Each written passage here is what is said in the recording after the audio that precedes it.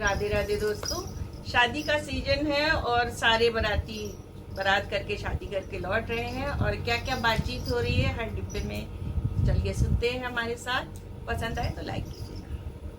सारा रा रा हो रही थी रेल में, सारा रा रा हो रही थी रेल में, सारा रा हो रही थी रेल में। पहले डिब्बे में सास ससुर बैठे थे, पहले डिब्बे में सास ससुर बैठे थे।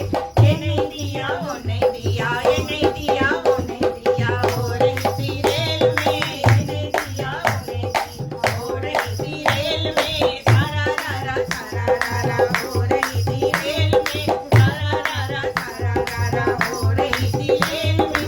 दूसरे डिब्बे में जेठरानी बैठे थे, दूसरे डिब्बे में जेठरानी बैठे थे। ये नहीं पूछा वो नहीं पूछा, ये नहीं पूछा वो नहीं पूछा। हो रही थी रेल में, ये नहीं पूछा वो नहीं पूछा।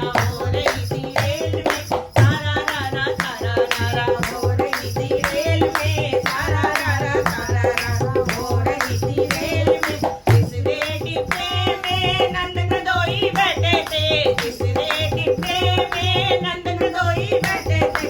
ऐसे न पूछा वैसे न पूछा, ऐसे न पूछा वैसे न पूछा। हो रही थी रेल में, ऐसे न पूछा वैसे न पूछा। हो रही थी रेल में, सारा रा हो रही थी रेल में, सारा रा हो रही थी रेल में।